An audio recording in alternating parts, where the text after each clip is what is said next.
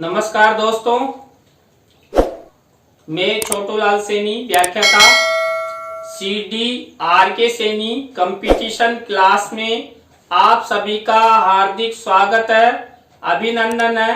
देखिए CDRK Saini competition class में जो आज की सायंकालीन क्लास होगी, इस क्लास में हम उद्दीपक अनुक्रिया सिद्धांत यानी स्टिमुलस रेस्पॉन्स थ्योरी जो एडवर्ड एल थॉर्नडाइक अमेरिका द्वारा प्रस्तुत किया गया था, निर्माण किया गया था, उसके बारे में उसका जो सिद्धांत है उद्दीपक अनुक्रिया सिद्धांत, उसका सामान्य परिचय एवं उसका जो प्रयोग है उसके बारे में हम विस्तृत अध्ययन करेंगे। तो आप सब बने रहे CDRK सैनी कंपटीशन क्लास के YouTube चैनल पर।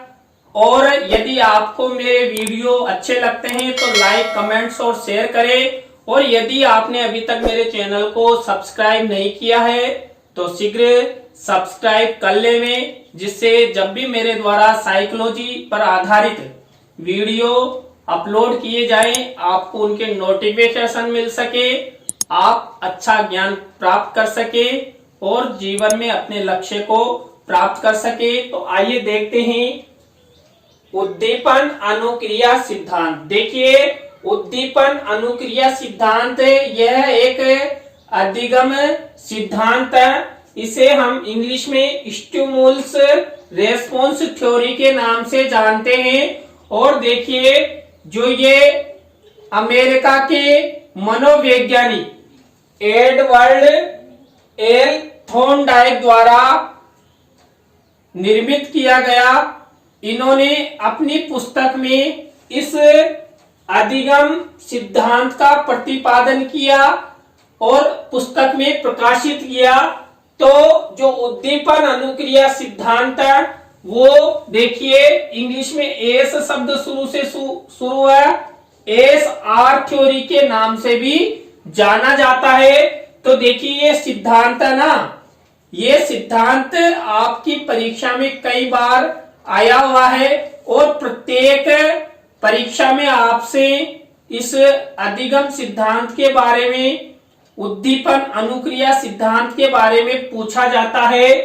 तो इस सिद्धांत के अन्य कई नाम हैं जिसके कारण आप कंफ्यूजन हो जाते हैं, लेकिन अब आप बिल्कुल कंफ्यूजन नहीं होंगे, क्योंकि CDRK सैनी कंपटीशन क्लासेज में आपके लिए इस सिद्धांत के अंतर्गत जो भी परीक्षाओं में आते हैं उन सबका निचोड़, सबका सारांश लेते हुए इस उद्दीपन अनुक्रिया सिद्धांत के जो भी अन्य नाम है उन सब नामों को आपके सामने आपके ज्ञान के लिए प्रस्तुत किया गया है।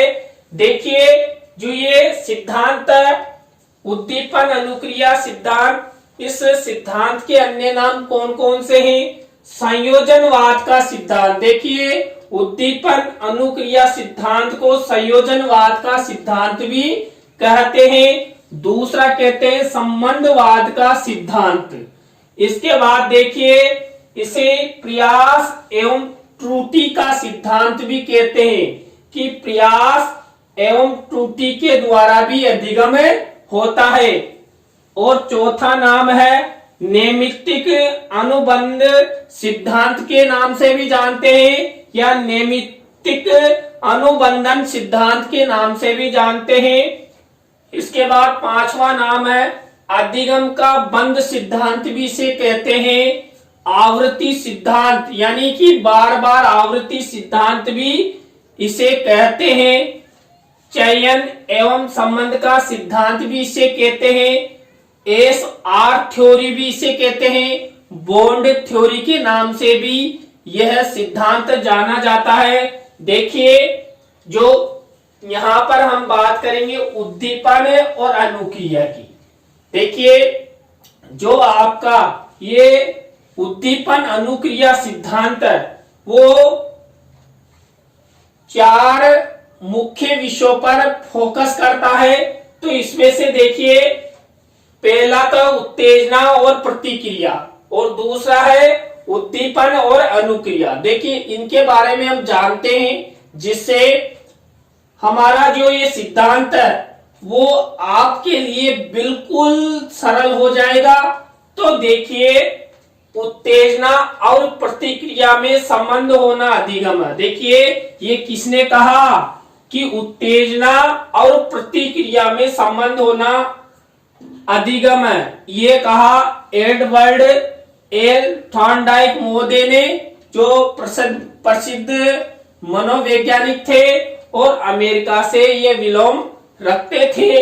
इसके बाद देखिए अधिगम प्रतिक्रिया के चयन, देखिए जो भी प्रतिक्रिया करते हैं ना, उसके चयन और उत्तेजना के फलस्वरूप होता है। देखिए अधिगम हमेशा हम जो भी प्रतिक्रिया का चयन करते हैं और हम में जो उत्तेजना उत्पन्न होती है उसके फलस्वरूप हम अधिगम की उत्पत्ति होती है। यानी कि किसी भी विषय वस्तु के बारे में हम प्रतिक्रिया के चयन और उत्तेजना के द्वारा सीखते हैं। इसके बाद देखिए ये हमने पढ़ लिया। इसके बाद देखिए अधिगम उद्दीपन की उपस्थिति में अनुक्रिया के द्वारा होता है, जो देखिए एडवर्ड एल थॉर्नडाइक मोदे हैं, इन्होंने ये अधिगम उद्दीपन की उपस्थिति में अनुक्रिया के द्वारा होता है। देखिए इन्होंने साफ कहा कि जो अधिगम होता है ना, या तो उत्तेजना और प्रतिक्रिया के द्वारा होता है या अधिगम उद्दीपन की उपस्थिति में अनुक्रिया के द्वारा होता है। देखिए जो भी हम उद्दीपन लेते हैं, उस उद्दीपन की उपस्थिति में हम जो भी क्रिया करते हैं उस अनुक्रिया के द्वारा अधिगम उत्पन्न होता है या सीखा जा सकता है। इसके बाद देखिए उद्दीपन और अनुक्रिया के मध्य संबंध स्थापित होना। देखिए किसमें? उद्दीपन और अनुक्रिया के मध्य संबंध स्थापित होना संबंधवाद संयोजनवाद कहलाता है। अब देखिए, अब मैं आपको और इजी वे में इस सिद्धांत को समझाता हूं। इतने हमने 10 नाम इस सिद्धांत के अन्य नाम रखे, वो क्यों रखे? अब देखिए यहाँ उद्दीपन और अनुक्रिया के मध्य संबंध स्थापित होना संबंधवाद या संयोजनवाद कहलाता है। देखिए इस सिद्धांत में हमने उद्दीपन और अनुक्रिया की बात की और इसे उद्दीपन अनुक्रिया SR थ्योरी के नाम से जानते हैं। तो देखिए जब उद्दीपन और अनुक्रिया के मध्य संबंध स्थापित होता है तो संबंधवाद बनता है। तो इसलिए इस सिद्धांत को संबंधवाद का सिद्धांत कहा गया, संयोजनवाद का सिद्धांत कहा गया। और आप सभी को पता है जो ये एडवर्ड एल थॉर्नडाइक मोदे हैं, इन्होंने एक भूखी बिल्ली पर प्रयोग किया था। और ये जो भूखी बिल्ली वाला जो प्रयोग है हम अध्ययन करेंगे। तो इसके बाद देखिए उद्दीपन और अनुक्रिया क्या होते हैं। देखिए उद्दीपन, देखिए उद्दीपन को हम स्टिमुलस कहते हैं कि स्टिमुलस के द्वारा ही उद्दीपक होता है ना, उसके द्वारा ही क्या होता है? अनुक्रिया होती है। हम जो भी जीवन में करते हैं वो उद्दीपक के द्वारा ही करते हैं। उद्दीपक को यहाँ पर लक्ष्य भी माना गया। उस लक्ष्य को देखकर हम कुछ भी क्रिया करते हैं। मान लीजिए सामने हमें टीचर बनने का लक्ष्य दिखाई दे रहा है, हमें व्याख्याता बनने का लक्ष्य दिखाई दे रहा है, तो हम क्या करेंगे? अनुक्रिया करेंगे। और उस अनुक्रिया के तहत हम क्या करेंगे? कई प्रकार के प्रयास करेंगे, कई प्रकार की त्रुटियां करेंगे और उस प्रयास के द्वारा हम एक दिन सफल हो जाते हैं। तो हमारा एक सामने टीचर का लक्ष्य और उस लक्ष्य को प्राप्त करना, चाहे उसके लिए हम कई प्रकार की योजनाएं क्रियाएं करते हैं तब जाकर वो हमें प्राप्त होता है, लेकिन हम सफल हो जाते हैं तो हमें इसी अधिगम की तरह, अधिगम सिद्धांत की तरह हम पारंगत हो जाते हैं। तो उद्दीपन क्या होता है? देखिए, वह वस्तु या स्थिति जो व्यक्ति को कार्य करने के लिए प्रेरित करती है, उद्दीपन कहलाती है। यानी कि वह स्थिति या वस्तु जो व्यक्ति को कार्य करने के लिए प्रेरित करती है, वही क्या होती है? उद्दीपन कहलाती है। अधिगम सिद्धांतों में भोजन को, देखिए यहां पर आपका एक प्रश्न बनता है, अधिगम सिद्धांतों में भोजन को विशेष रूप से उद्दीपन माना गया है। आपकी प्रतियोगिता परीक्षा में पूछा जाए कि भोजन क्या है, तो आप तुरंत उत्तर देंगे, भोजन एक उद्दीपक है। जो भोजन होता है ना, वो व्यक्ति को कार्य करने के लिए प्रेरित करता है। देखिए, हम अभी मैंने एक उदाहरण दिया था टीचर बनने का, तो टीचर बनने का लक्ष्य क्या हो गया? हमारा भोजन की हमारा लक्ष्य है, और उस लक्ष्य की प्राप्ति के लिए हम क्या करते हैं? अनुक्रियाएं करते हैं। तो यहां पर भोजन और टीचर, यहां पर भोजन और टीचर उद्दीपन की भूमिका निभाता है।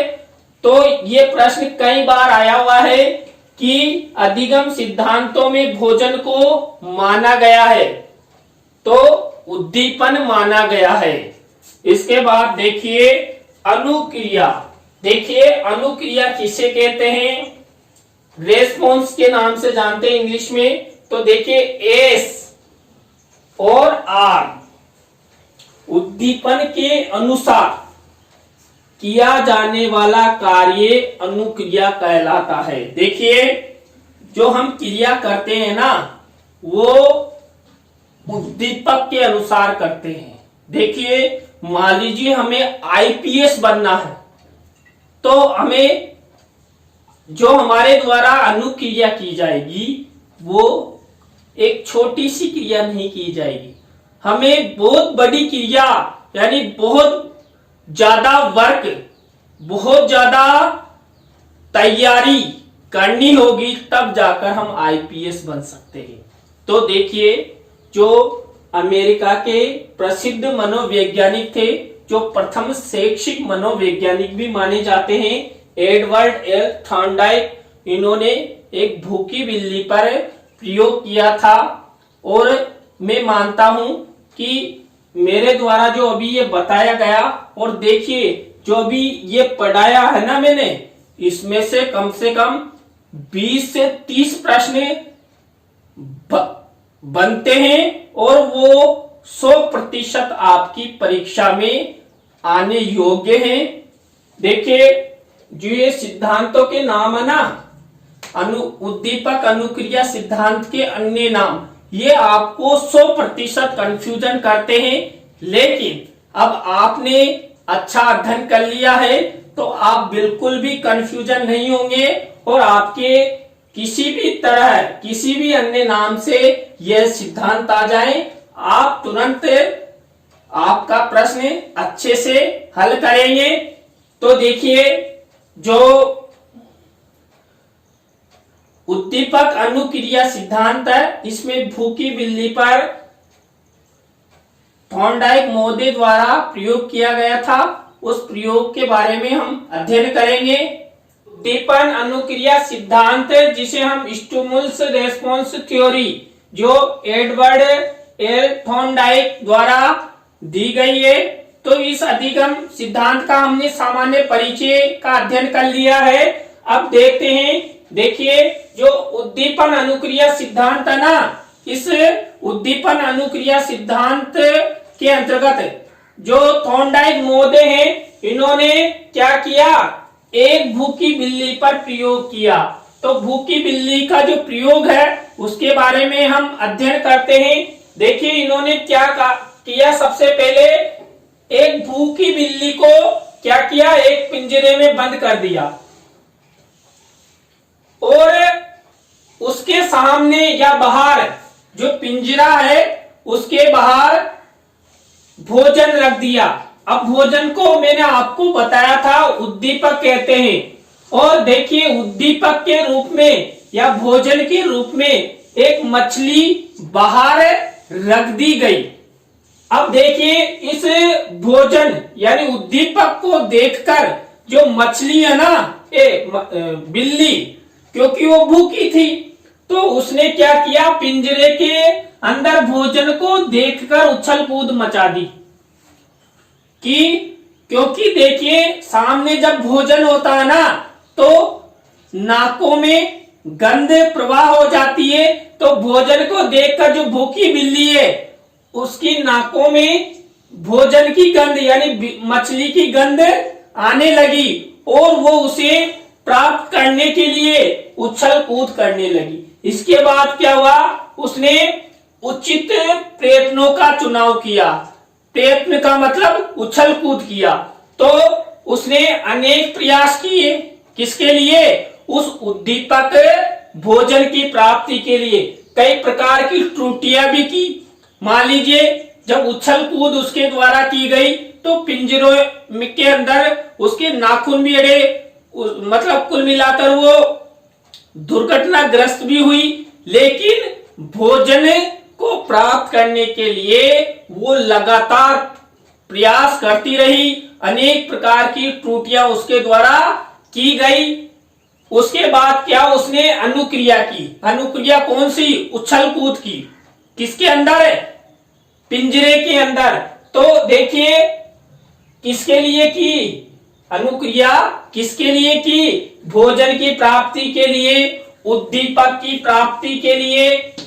तो जो मछली है उसने अनुक्रिया भोजन की प्राप्ति के लिए या उद्दीपक की प्राप्ति के लिए की। इसके बाद क्या हुआ, उद्दीपक और अनुक्रिया में उत्तेजनापूर्ण संबंध हो गया कि बिल्ली को भोजन को देखकर और ज्यादा भूख लगी और वो और ज्यादा उछल कूद करने लगी।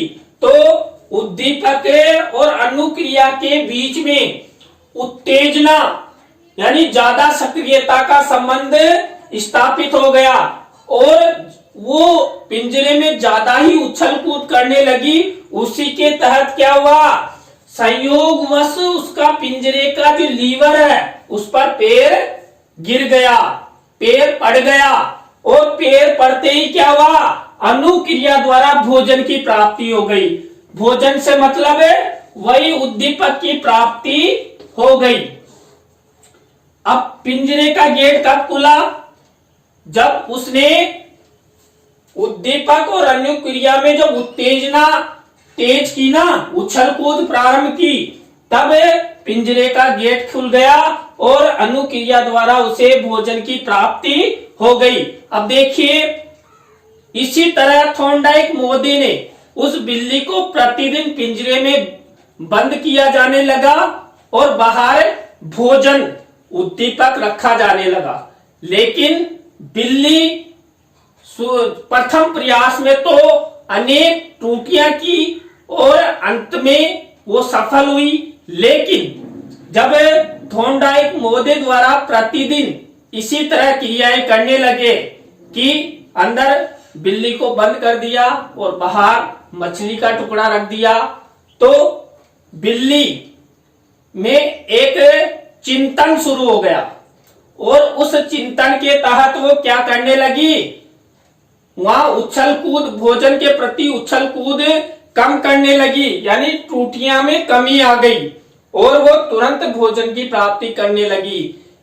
कि बिल्ली को मालूम हो गया कि इस पिंजरे में हम जब उछल कूद करते हैं तो जब ये लीवर पे हमारा पैर जाता है तो इसका गेट खुलता है, यानी कि बिल्ली को धीरे धीरे अधिगम होने लगा।